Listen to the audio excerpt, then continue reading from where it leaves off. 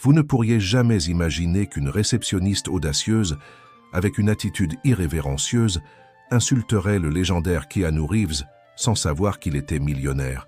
Ce qui s'ensuivit laissa tout le monde bouche bée.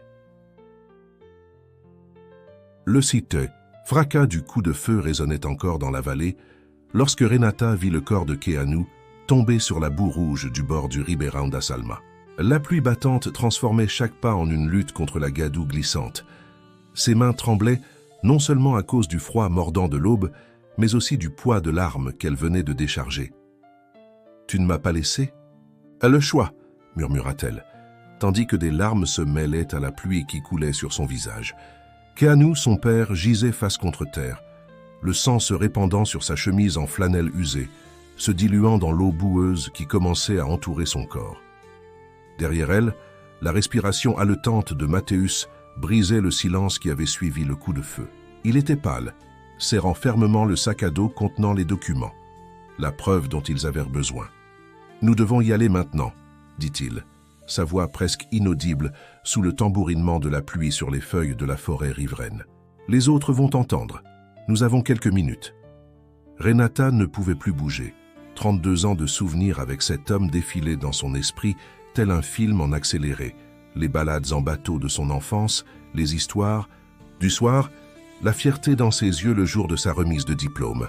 Et maintenant, tout se terminait ici, au virage du fleuve qu'il aimait tant et qu'il avait juré de protéger, mais qui finit par trahir. « Je ne peux pas le laisser ainsi », murmura-t-elle en avançant d'un pas. « Si nous restons, tout sera vain », reprit Matthäus en lui saisissant le bras avec fermeté. « Les documents prouvent tout. L'empoisonnement du fleuve, les pots de vin, les travailleurs malades, c'est plus grand que lui, plus grand que nous. C'est la vie de toute la vallée. » Un faisceau de lumière trancha l'obscurité à moins d'1 kilomètre en amont. Des lampes torches. Les agents de sécurité de la société minière. « Renata, s'il te plaît, » implora Matthäus. Elle rangea l'arme dans l'étui improvisé sous sa veste, jeta un dernier regard sur le corps de son père et, avec un nœud, dans la gorge menaçant de l'étouffer, se retourna et se précipita vers le sentier menant à la route. La pluie fouettait son dos, tandis que tous deux s'enfonçaient dans la dense forêt. Derrière eux, le fleuve poursuivait son cours implacable, tel un témoin silencieux d'un crime qui changerait à jamais le destin de Nova Esperança, la petite ville qui avait grandi sur les rives du Ribeirão da Salma et qui, ironiquement, perdait désormais la sienne. 6 mois plus tôt, Renata Almeida était revenue à Nova Esperança après 15 ans d'absence. Biologiste spécialisée en écologie aquatique, elle avait bâti une carrière solide à São Paulo, avec des passages dans des instituts de recherche internationaux. L'appel de la tante Bérénice, cependant, avait tout changé. « Ton père n'est pas bien, ma fille. Le médecin a dit que c'est le foie. Tu dois venir. » Renata hésita. Sa relation avec Keanu était compliquée depuis l'adolescence, lorsqu'il était devenu le directeur de Mineraltech, la société minière qui s'était implantée dans la ville alors qu'elle n'avait que 13 ans. Les débats sur les impacts environnementaux de l'activité étaient fréquents lors des dîners, s'intensifiant au fur et à mesure qu'elle progressait dans ses études et comprenait mieux le coût écologique de cette opération. La dernière dispute, la veille de son départ pour l'université, avait été définitive. « Un jour, tu comprendras que le progrès a un prix », avait déclaré Keanu, à quoi elle avait rétorqué. « Et un jour, tu réaliseras que tu as vendu ton âme pour si peu. » Depuis lors, les visites étaient devenues rares et brèves, limitées aux fêtes obligatoires et à quelques appels par an. À son retour, Renata trouva une ville transformée. Nova Esperança avait grandi, les modestes maisons d'antan laissant place à des établissements commerciaux et des résidences plus élaborées. Mineraltech avait étendu ses opérations, occupant désormais presque toute la région nord de la ville. Keanu, quant à lui, avait diminué. L'homme robuste et autoritaire de ses souvenirs était désormais une figure abattue, à la peau jaunâtre et aux yeux enfoncés. À 67 ans, il paraissait bien plus vieux. Retraité de la société minière, depuis 2 ans, il passait ses journées sur sa véranda, contemplant le fleuve qui serpentait à travers la vallée pour se jeter dans la petite retenue d'eau qui approvisionnait la ville. « Tu as mis du temps », fut tout ce qu'il dit à son arrivée. Il n'y eut ni accolade ni larmes, un simple signe silencieux que le temps avait passé et laissé ses marques. « Je suis venu dès que j'ai su », répondit Renata, déposant sa valise dans le couloir de la maison où elle avait grandi. L'odeur familière du café fort et le grincement du parquet en bois firent remonter une vague inattendue de nostalgie. Dans les jours qui suivirent, elle partagea son temps entre s'occuper de son père et redécouvrir la ville. C'est au cours d'une de ces promenades qu'elle rencontra Mateus Santos, le nouveau médecin du poste de santé local. Âgé de 35 ans, il était arrivé à Nova Esperança depuis un peu plus d'un an, transféré d'un hôpital public de Belo Horizonte. Nous avons constaté une augmentation inquiétante des cas de maladies hépatiques et de problèmes rénaux. Commenta-t-il lors de leur première rencontre à la pharmacie de la ville. C'est presque une épidémie silencieuse. La conversation anodine évolua en un café, puis rapidement en un intérêt commun pour enquêter sur ce phénomène. Mateus suspectait une contamination de l'eau, quelque chose que la mairie et la société minière niaient vigoureusement, présentant des rapports techniques attestant de la qualité de l'approvisionnement. Mon père a travaillé chez Mineraltech pendant plus de 20 ans, révéla Renata lors d'une de leurs rencontres. Il était le directeur régional lorsqu'il a pris sa retraite. Et maintenant, il est malade, comme beaucoup d'autres, observa Mateus avec une expression grave. Tu ne trouves pas cela au moins curieux? La question resta sans réponse à cet instant, mais elle planta une graine de doute qui ne cessa de croître. C'est Tiao, un vieux pêcheur qui vivait dans une cabane près du virage du fleuve, qui offrit les premières pistes concrètes. Âgé de 78 ans, il connaissait le Ribeirão das Almas comme sa poche et avait remarqué les changements au fil des années. D'abord, il y avait les poissons, confia-t-il à Renata, par une chaude après-midi d'octobre, en réparant un filet. Ils ont commencé à apparaître morts ou déformés. Ensuite, les plantes des berges, certaines espèces ont tout simplement disparu. Les animaux qui venaient de s'abreuver ici sont également devenus malades. Le vieil homme fit une pause, ses yeux marrons fixés sur l'horizon. Et maintenant, c'est nous. Tiao montra à Renata une série de photographies documentant les transformations du fleuve sur 2 décennies, incluant des images troublantes d'animaux, avec des malformations et d'une végétation détériorée. Il révéla également que Keanu visitait souvent sa cabane ces derniers mois, toujours l'air perturbé. « Ton père porte un lourd fardeau, dit-il, de façon énigmatique, plus grand que tu ne peux l'imaginer. » Ce soir-là, en rentrant chez elle, Renata retrouva Keanu dans un rare moment de lucidité. Assis sur la véranda avec un verre de whisky, que le médecin avait interdit, il observait la lune se refléter dans les eaux du fleuve au loin. « Pourquoi retournes-tu là-bas » lui demanda-t-elle en s'asseyant à ses côtés. « À la cabane de Tiao. » Keanu resta silencieux si longtemps que Renata crut qu'il n'avait pas entendu ou avait choisi d'ignorer la question. Finalement, avec un soupir là, il répondit « Parfois, nous devons affronter nos erreurs de front. »« Quelles erreurs, père ?» Il secoua simplement la tête et prit une gorgée de cette boisson ambrée. « Tu as toujours été trop têtue pour ton bien, Renata.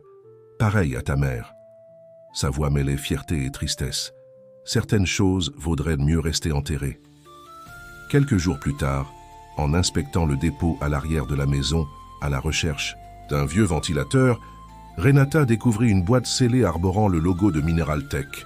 À l'intérieur se trouvaient des rapports internes, détaillant des analyses de l'eau et du sol de la région, datant de 10 ans au plus.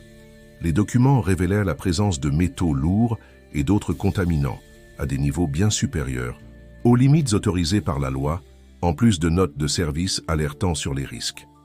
Plus troublant encore, plusieurs documents portèrent la signature de Keanu, attestant de sa connaissance de la situation.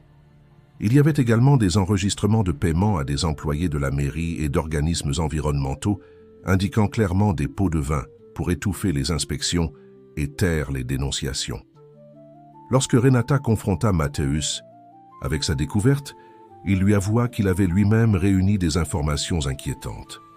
Les symptômes que nous observons dans la population sont compatibles avec un empoisonnement chronique aux métaux lourds, expliqua-t-il en lui montrant ses propres dossiers de patients.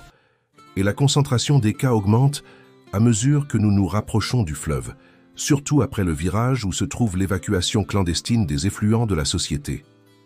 Taminière. Le virage du fleuve. Le même endroit où vivait Tiao, où Keanu se rendait régulièrement, portant sa culpabilité silencieuse. Nous devons exposer tout cela, décida Renata, en serrant les documents dans ses mains. C'est le seul moyen de sauver ces gens, de sauver mon père.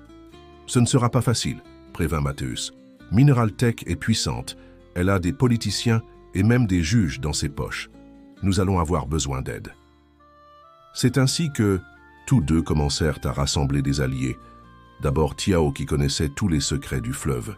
Ensuite, Deborah Lima, professeure dans l'école locale et activiste environnementale de longue date, qui avait déjà soupçonné quelque chose mais n'avait jamais eu de preuves concrètes. Enfin, Joaquim Ferreira, journaliste dans le petit journal régional qui rêvait d'une affaire capable de changer les choses réellement. Pendant ce temps, l'état de santé de Keanu se détériorait rapidement. Les visites à l'hôpital se faisaient plus fréquentes et les médecins n'offraient aucune lueur d'espoir. Renata percevait l'ironie du cycle qui se complétait. Son père était lentement empoisonné par la même substance qu'il avait contribué à propager, victime de sa propre complicité. Un soir, après être revenu d'une réunion particulièrement tendue avec le groupe, Renata trouva Keanu en train de fouiller dans sa chambre. « Que fais-tu » demanda-t-elle, alarmée de voir le tiroir où étaient rangés les documents ouverts. « Où sont les rapports » Sa voix tremblait, mais ses yeux révélaient une détermination effrayante. « Qu'est-ce que tu prépares, Renata ?»« La vérité, père. Je prépare à révéler la vérité. » Keanu ferma les yeux un instant comme s'il absorbait un coup physique. « Tu ne comprends pas. Ils vont te détruire. Ils vont tous nous détruire. »« Qui ?»« Mineraltech. Les politiciens. »« Que vous avez acheté ?» La colère accumulée au fil des années éclata. « Regarde-toi. Regarde cette ville. Vous êtes tous en train de mourir empoisonnés et pourtant vous protégez ces assassins. »« Je te protège !» cria Keanu avec une force qui semblait impossible pour son corps affaibli. « Je t'ai toujours protégé. » La révélation se déversa dans une confusion torrentielle. Keanu avait découvert la contamination des années auparavant et avait tenté d'alerter ses supérieurs, mais il avait été menacé, non seulement de perdre son emploi, mais de quelque chose de pire. Il savait tout sur toi, sur ta mère, sur nous tous. L'accident de ta mère n'était pas un accident, Renata. La mère de Renata était morte alors qu'elle n'avait que 8 ans, dans un accident de voiture sur la route reliant Nova Esperanza à la capitale. Cela avait toujours été considéré comme un tragique accident. « Cela ne peut pas être vrai, » murmura-t-elle, sentant le sol se dérober sous ses pieds. « Pourquoi crois-tu que j'ai gardé ces rapports toutes ces années? C'était mon assurance. Tant que je collaborais, rien ne t'arriverait. » Keanu semblait à la fois soulagé de partager ce fardeau et terrifié par les conséquences. « Mais maintenant, je meurs de toute façon, et tu joues avec des forces que tu ne comprends pas. » Dans les jours qui suivirent, Renata se retrouva déchirée entre l'horreur de la révélation et l'urgence d'agir. Keanu oscillait entre des moments de lucidité où il donnait plus de détails sur l'opération criminelle de Mineraltech et des périodes de confusion induites par les médicaments et la maladie. C'est durant l'un de ces moments de clarté qu'il fit une confession finale. « Il y a encore, dit-il, sa voix n'étant qu'un murmure dans la pénombre de la chambre, des documents qui prouvent tout. L'implication de l'entreprise dans la mort de ta mère, les menaces, tout. » Il expliqua qu'il les gardait dans un refuge situé dans l'ancienne cabane de pêche que la famille possédait près du virage du fleuve. « Toi seul peux mettre un terme à cela, Renata. J'ai essayé, mais j'ai été faible. » La même nuit, Renata et Matthäus décidèrent de récupérer les documents. La dénonciation était prévue pour le lendemain matin. Joaquim publierait dans le journal, Deborah organiserait une manifestation devant la mairie et des avocats d'une ONG environnementale déposeraient simultanément une plainte devant 3 juridictions différentes. La pluie rendait la marche jusqu'à la cabane particulièrement difficile. Lorsqu'ils arrivèrent enfin, ils trouvèrent l'endroit sans dessus-dessous. « Quelqu'un est passé par ici », murmura Matthäus en examinant les traces d'une fouille précipitée.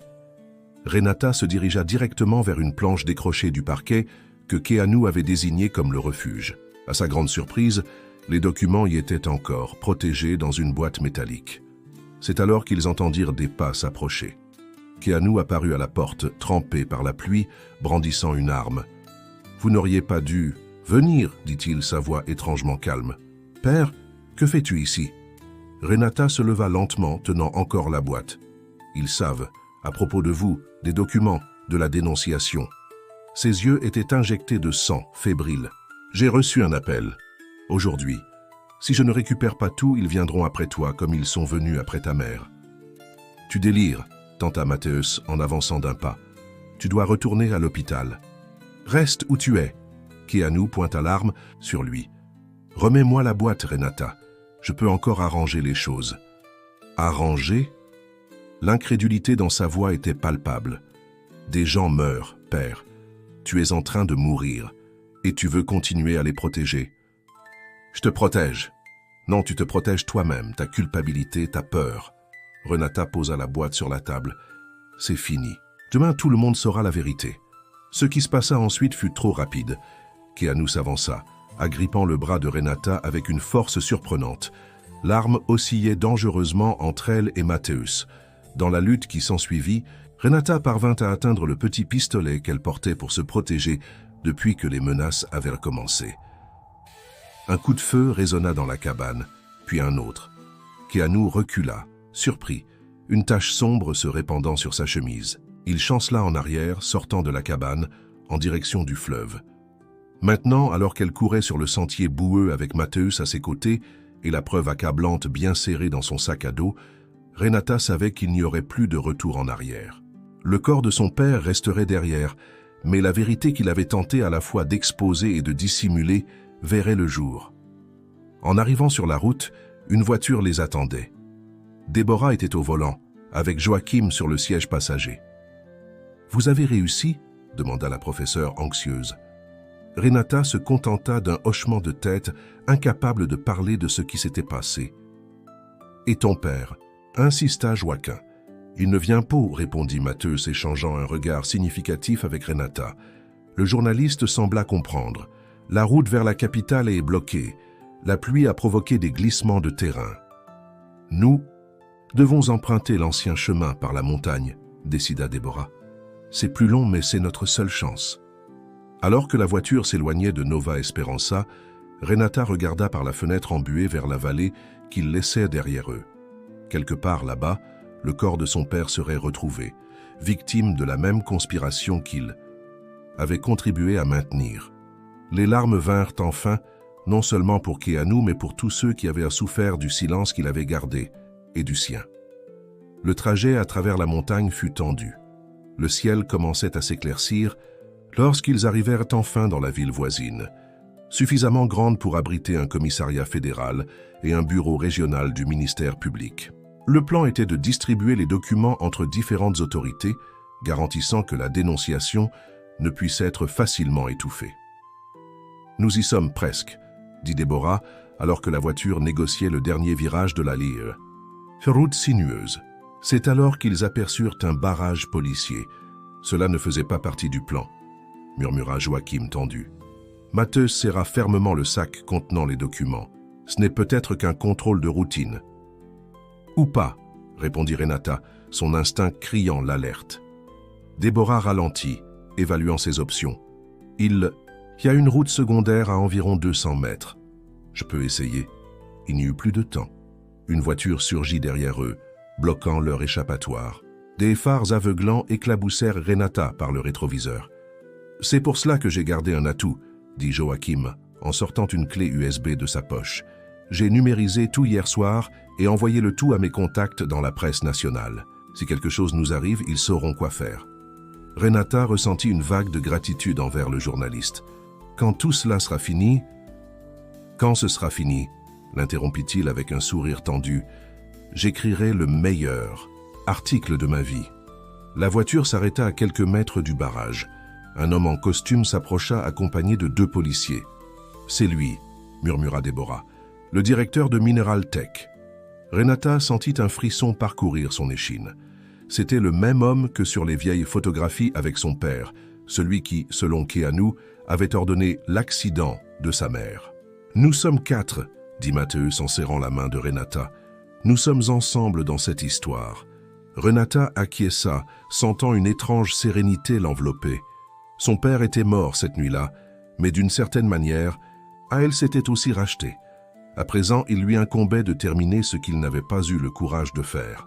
« Je suis prête, » dit-elle. tandis que le directeur s'approchait avec un sourire glacial. La dernière bataille pour le Ribeirão das Almas ne faisait que commencer, et cette fois, Renata ne reculerait pas. Pour la mémoire de sa mère, pour la rédemption de son père, pour l'avenir de Nova Esperança, elle affronterait n'importe quelle conséquence. Parce que certaines vérités, comme les eaux du fleuve, trouvent toujours leur chemin, peu importe le nombre de barrages qu'on tente d'ériger.